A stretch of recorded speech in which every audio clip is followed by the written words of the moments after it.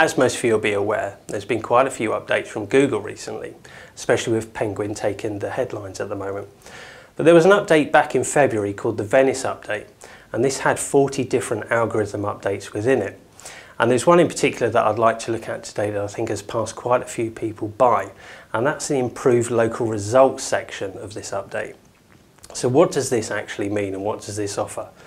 Okay, well, if you're not logged into your Google account, you are now still going to see local results returned to you. So Google will find out your location from your IP and it will give you results accordingly. Now, as a result of this, you could be sat midway up the first page, but because now there's more local results being returned, you could find yourself dropping to page 2 and missing out on traffic and custom. So even if you don't have a local strategy, now's the time to at least implement the bare minimum, just to make sure that your location is highlighted to Google. So what should you be doing? Okay, well, let's look on page first. So the title tag is the obvious place to start, and if you're able to include your location within the title tag, that's obviously going to be beneficial.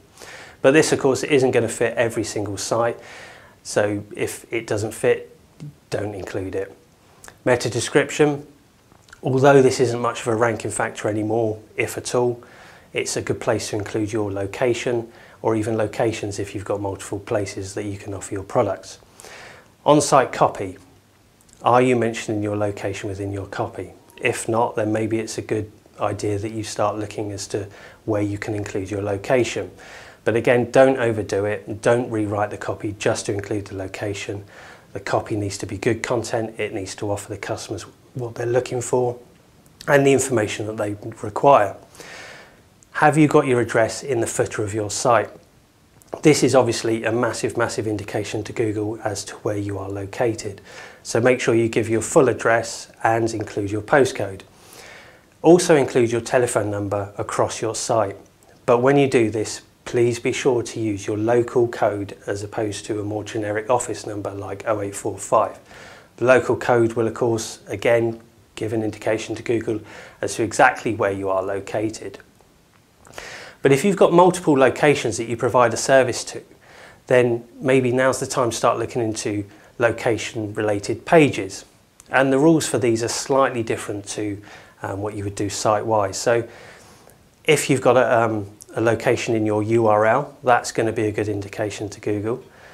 You can include a Google map as well on the page, which again gives that indication, and include some local information.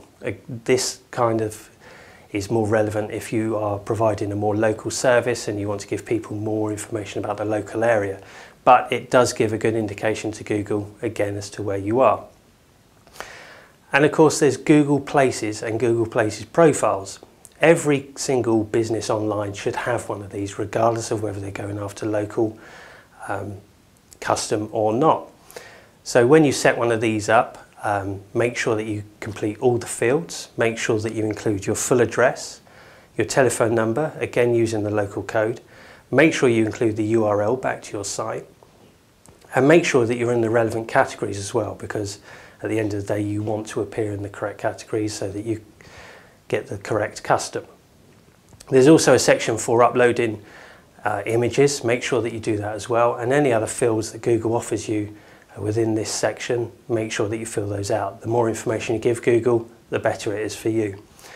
And there's also Google Plus now as well, and you can create a business page for Google Plus, and again you can include all the relevant information, including a Google map. Again, this is going to give a good indication to Google as to exactly where you're located and what you're relevant to.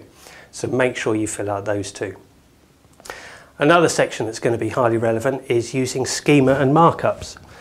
This is something Google has started to push quite heavily, and schema.org is a very good place and a very good source for gaining this code and what you should do with it. For a local campaign, you would want to mark up your address. So if you go to schema.org, you'll find the relevant coding. Make sure you wrap your address in that code, and again, you're giving Google that exact information. There are other markups as well for reviews and testimonials, etc. But for the local side of things, make sure you at least wrap up the address.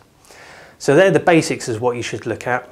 Personally, I think you should carry all of these out regardless of whether you've got a local strategy or not, simply because the new update means that you could possibly drop off the first page without realising it, and you're going to miss out on traffic and possibly custom. So look into these, apply them if possible, and make sure you check us out on all our social profiles. And for more information, you can check out koozai.com for more blogs, which will give you lots more information on this and other subjects.